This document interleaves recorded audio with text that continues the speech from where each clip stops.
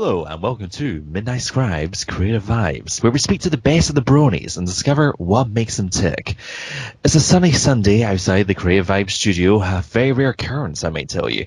Clear blue skies, 20 degrees Celsius on the thermometer, and I'm pretty sure a beach has just moved in outside. Oh, it looks beautiful, but meanwhile in the studio, I'm slowly melting into a pool of pony. Soon you'll be able to buy limited edition bottles of me, so you can have Midnight Scribe wherever you go.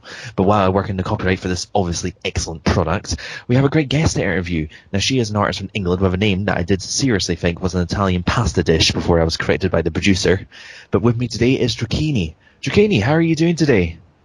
I'm doing fine, not melting, so I'm clearly doing slightly better than you, but the day's I know. still up. Oh, please stay intact. Look, if I melt, it's no great loss to the show. We need you to stay alive. Please do not melt. We don't need you turning you into the Wicked Witch of the West. Well, some could argue I'm already there, but we won't go into that. No, listen, I don't think you're evil. You don't sound evil at all. You sound like such a delightfully nice person. You must be. I'm sure I'm fine. Oh, well, I will leave the interrogation there. But I'll tell you what, I've got a bunch of questions to ask you. The first of which is actually just because when I was searching around your sites, I noticed that you described yourself as the noodle dragon connoisseur. Oh, yes. It's quite easy to see that Dragonexes are my favourite thing to draw, and I went through a period where they were all I drew, so it kind of stuck with me for a while. My noodle dragons.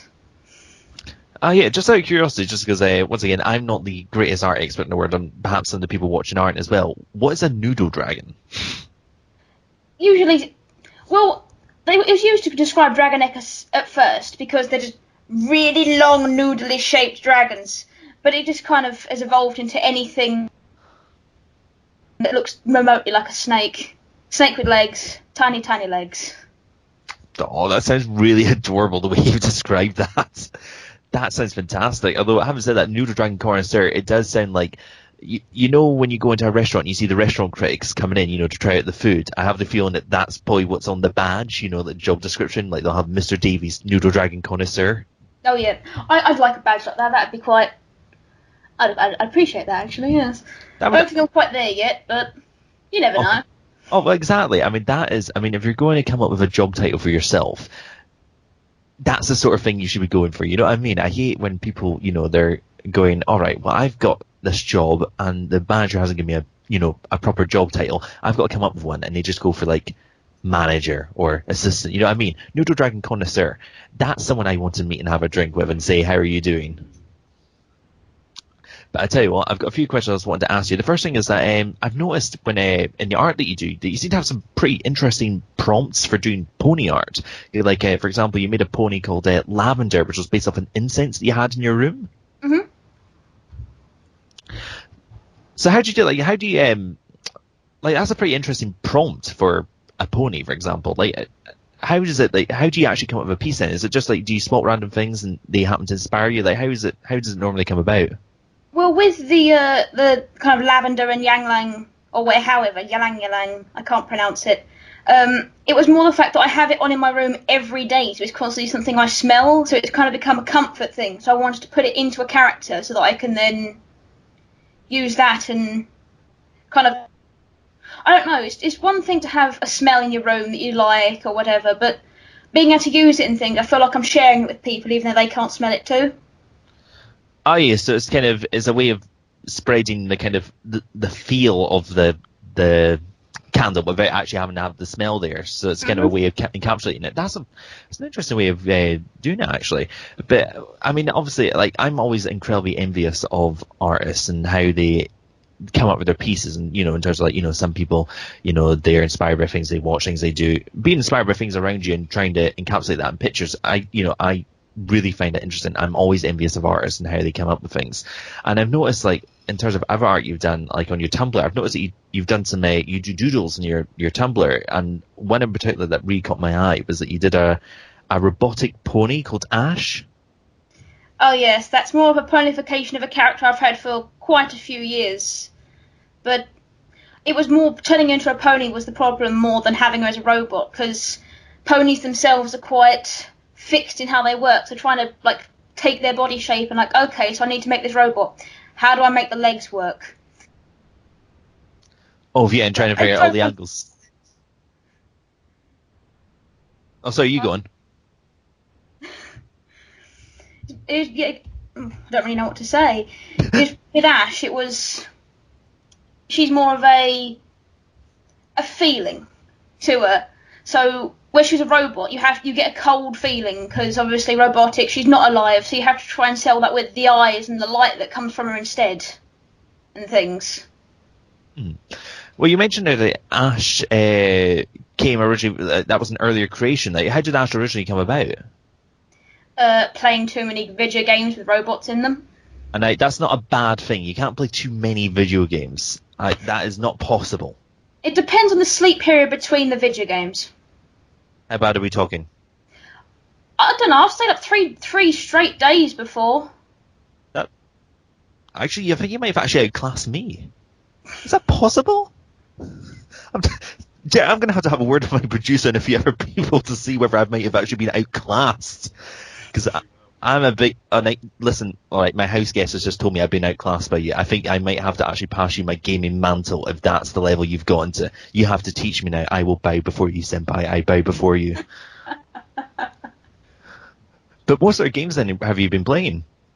Recently, I've been binging the Borderlands series again, which has been quite nice. But a lot of my games are kind of more... I'll pick up a game, and whether or not I like it depends on whether or not I finish it. But whether or not I like it means I may finish it 2 years later. That's fine. Yeah, as long as you get there at some point or another, it doesn't matter too much. Don't talk to me on my 57 unfinished video games ever again. Oh, 57. Oh, listen, you should see my poor Steam list of all the games that I've bought that I've gotten to the first level and then just forgotten about it. I keep looking at it whenever I go to play like Left 4 Dead and I go, oh, I bought that game 6 months ago. That first level was alright.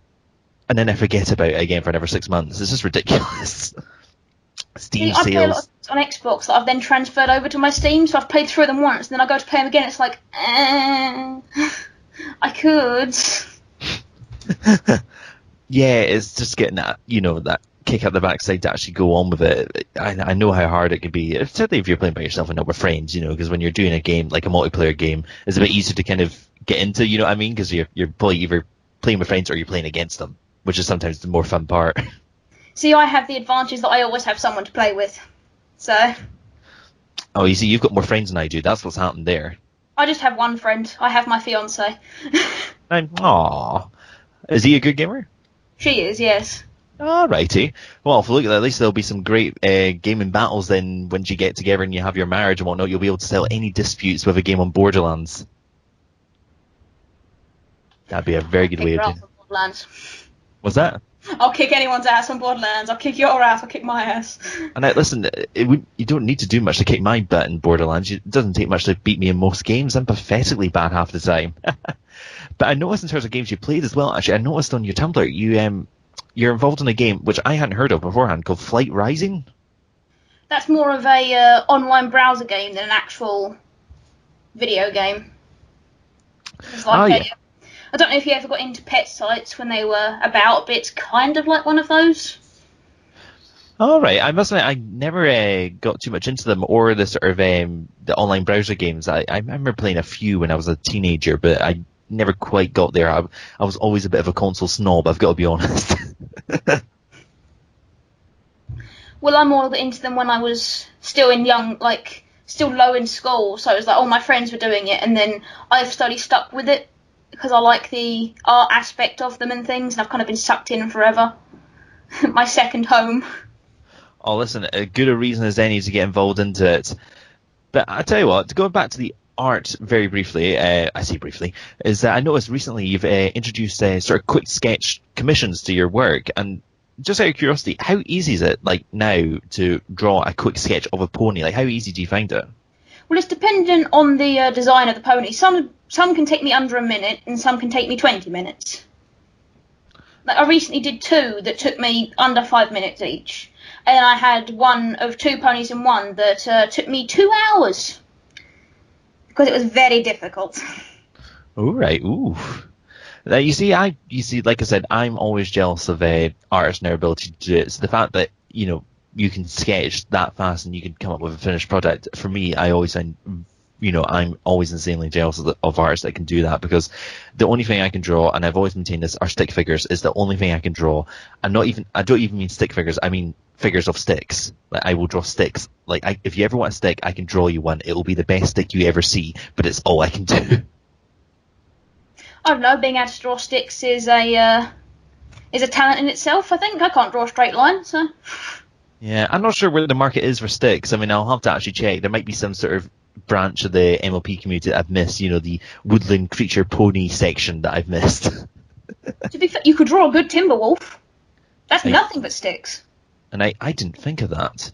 I will have to try that and see how that goes, actually. I didn't even think of the timber wolf. Actually, good call there. Thanks for mentioning that. I'm going to have to try that after this. I always forget they exist, honestly, and then I see them, it's like, oh yeah, tree dogs, okay. Oh yeah, what's that thing like? When someone else brings up an idea, it's like, it's amazing you don't think of it yourself. But I just want to ask you, like, how did you actually, because I'm guessing you didn't start doing art for the MLP community, I'm guessing how did you first get into it? Drawing dragons when I was a kid. Good a reason as any. It always goes back to dragons. I've referred to dragons in the MLP community. It's just dragons everywhere. Ooh. Well, you can't beat dragons. Dragons are just awesome. It's true. I mean, what else is there? That's true. I mean, it's that thing of, like, a dragon, it will never, ever be uncool. There's no way to actually make an uncool dragon. I hope not, anyway, because the person who discovers that, I think, is going to get the ire of the internet. Dragon. You made a nerd dragon, and that appeals to a different side of the internet. Oh, exactly. Hey, listen, a nerd dragon I've got no problems with. I would love to see a dragon in a pair of spectacles holding some library books. I'd be quite happy with that, personally. It's not too far off Spike, to be fair. Exactly. And hey, listen, Spike is cool. I like the guy. I know not everyone's a big fan of Spike, but listen, I think the guy is an awesome, adorable character. And in terms of favourite characters, actually, do you have a particular favourite in Friendship is Magic? Do you mean out of the main six, or in general? Oof, in general. Oh, that's a very broad spectrum. I don't know, I think Discord and Sombra are definitely two of my favourites. I have a weak spot for villains. Oh yeah, well, you can't beat a bit of Discord. Discord is just a fantastic villain, or I suppose anti-hero now, because he's kind of on the good side. But just, he's ridiculously epic, so I can entirely get on board with that. And a fair few guests who have been on the show as well have mentioned Discord as being one of their favourites, which is, absolutely no doubt whatsoever. And I'm guessing perhaps one of your favourite episodes might be one with Discord in it by any chance? It was the season 2 finale was Discord, I think. Oh, there's the part. Oh, this is me now. I remember the episode. I can visualise the episode. It's Cadence's wedding, isn't it? No, that's Chrysalis. That's free. Chrysalis. Oh, this is me now losing MLP points trying to remember all the characters. I can't remember all the names. I'm so sorry. Apparently it was the season 2 opener. That's fine. And it was season 2. It's just when it was. Don't look at me. Oh, like, listen, I can't judge you. It's that thing of, like, there's been so many episodes now. There's been over 100. I'm still catching up with season 6, and it's just it's so easy to lose track of all the episodes and the names and all the rest of it. So, I always get out geeked on it. So, it's like, I've had people come on the show and they say, oh, my favourite episode is this episode. And it's like, I know I've watched it, but I can't remember where it is or what was in it. I remember when that thing happened. That thing, yeah, that was awesome. Tell me about what you thought of the thing. Yeah, you see, this is the part where, as myself, it's season 2 episode opener. She was saying, yeah. So how did you become a fan of My Little Pony in the first place, then? Well, I was a fan of it from the earlier generations when I was a lot younger, and I just started watching it from when it started airing on TV over here, which was admittedly a bit later than everyone else, but I was intrigued and got hooked from the beginning. So was it the first season that you came in on, or was it a bit later? Nope, first season, first episode. When it first aired. Oh, we've got an original fan here. You're better than me then. I came in during the middle of season 2, so I came in a little bit later on, thanks to Sugar Dove and a couple of the other Highland Bronies yanking me in. So what hooked you onto the show? What was it that you found enjoyable? My heart melted when I heard the original theme song being used. I'm not gonna lie, that hooked me in quite heavily from the beginning. But the first episode still gives me chills. It still does something. The whole feel of the episode is great, and it set it up for a great show. It was a great introduction to the show. I mean, when I first watched it, I didn't think I was going to get past those first 2 episodes. I thought I'll watch them and that'll be that. But yeah, I ended up binging the following 2 seasons. So it hooked me very well. So I can entirely identify there. But at what point did, obviously now you're hooked on the show, but then how did you transition to actually join the fandom as the artist? I started drawing it after I watched the first episode, honestly. I didn't really join the fandom, per se, because it was still in its early days, but I was drawing things for it. I think I was on a roleplay forum, actually, very early days, when I was still getting used to everything, and then transitioned onto Tumblr and kind of took it from there. Well, you were there, obviously, at the original point then, because obviously you came on after the first few episodes and you started doing the art and so on, you migrated sites and so on. So you've actually probably seen the scene change quite a lot over the last 5 or 6 years. I mean, what do you actually think of the My Little Pony fandom, both then and now? I think it's changed for good and for bad.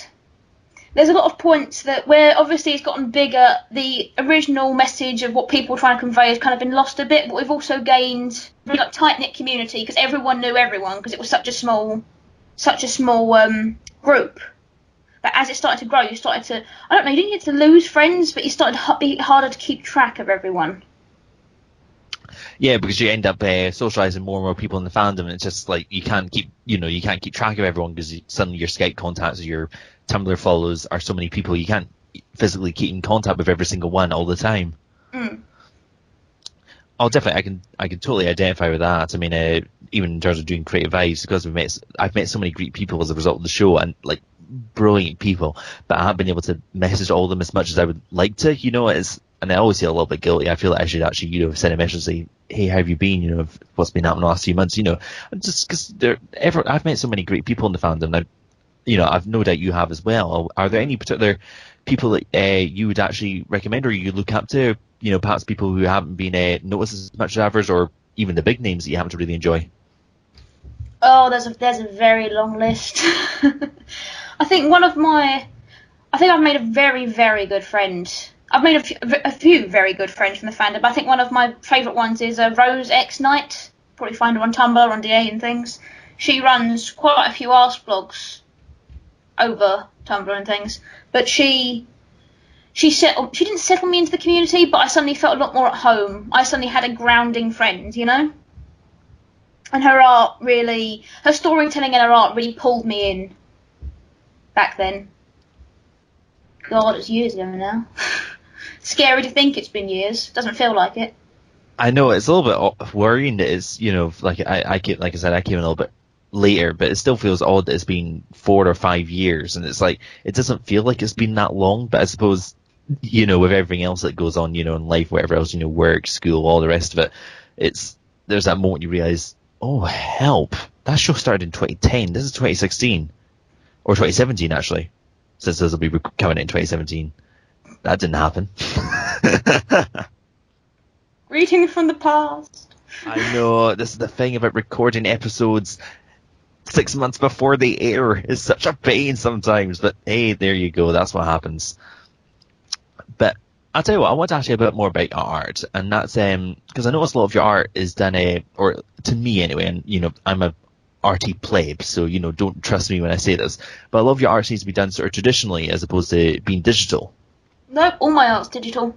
Now you see, that's why I'm a pleb. I don't know this. So how is it? So what programs do you use?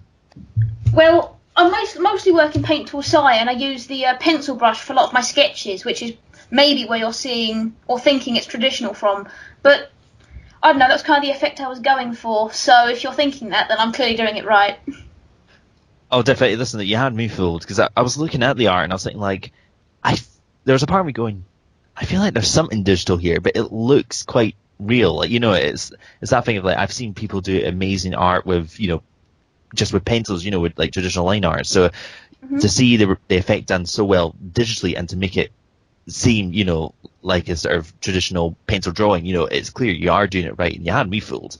Although having said that, there are several people out there who will say that fooling me doesn't mean that much. But listen, like I said, I reckon, you had the effect down par there, and that is a fantastic technique to have, to actually be able to do it digitally and make it look as authentic as a line art piece, traditionally. But I noticed as well that you've recently on DeviantArt you've been auctioning off a few pieces, which I haven't seen before. I haven't noticed artists doing this much. Like I noticed you did it with your Summer Breeze picture. Has it been good for sort of generating interest in your art pieces on the site?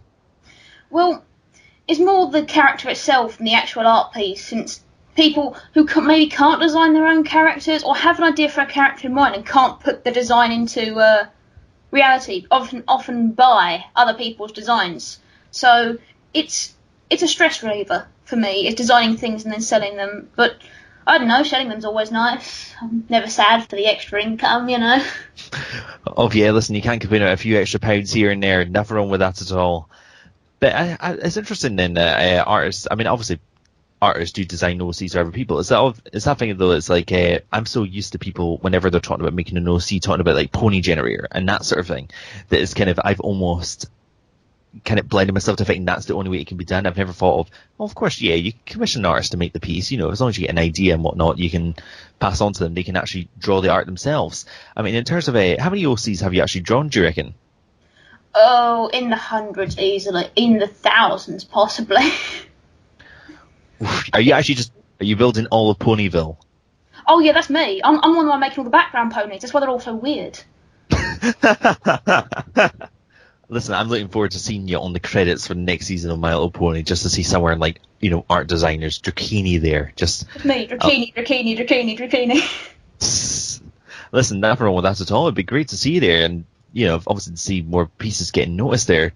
But I tell you what, we're actually nearing the end of the show, but I do have one or two final questions that I wanted to ask. Firstly, I want to ask, in terms of you've obviously been arting since you originally came into the Friendship is Magic, My Little Pony community, and you were arting before that as well. You were doing your Noodle Dragon stuff and all the rest of it. So, are there any particular arting tips that you could pass on, like little tricks of the trade you've learned that you might want to pass on to other burgeoning artists? I don't know. I think my best advice I could ever give is don't compare yourself to other people, which sounds harder than it is, but the less you compare yourself, the more you improve. Because the more you compare yourself, the more you look down on your own art and things. And look at anatomy. Look at references. References are everything. Oh, definitely good advice there. And I will tell you what, I am going to wrap up the show just there. Thank you so much for coming on, Dracini. And this was your first quote-unquote professional interview, although I think calling me professional is really stretching the limit of the truth. But I hope you've enjoyed it. I hope it's been a good experience. Yeah, it's been wonderful. It's been nice talking to you. Oh, likewise, and thank you so much for coming on. It's been great speaking to you this Sunday afternoon, even though I am melting. It has been very much worth it. But I got one final question I want to ask you, which is, where are you in the web? Where can we send our followers to? Any is the URL, which is usually me. Just Tumblr, DA. Those are my main two ones that I post to. Oh, no worries. Well, what we'll do is we'll put all those links into the description below. So, guys, if you want to go see Dracini's art, commissioner, perhaps get an OC of your own, that's the place to go. Follow those links and get in touch fast. But we will wrap up the show there just now. My thanks to Dracini for coming on. My thanks to you guys for watching. And if you guys want to get in contact with us, well, we have the Facebook page at Highland Bronies. And on YouTube, of course, where we're watching this episode right now, you can get in contact with us there. We've also got our email. We've also got a Tumblr by the unpronounceable name that I cannot ever say because it's Gaelic and I'm useless at it. But that's in the description below as well. So if you want to get in contact with us, if you got any criticisms, constructive criticisms you want to pass on, perhaps, you just want to lavish praise on us, or if you're actually a creator yourself in the community and you want to get in contact with us, perhaps interested in doing an interview, get in contact with us, send us a few links to your work. We will see what happens. But we will wrap up the show just now. Thank you all so much for watching. It has been a delight. And the final word from Midnight Scribe is, as always, please subscribe.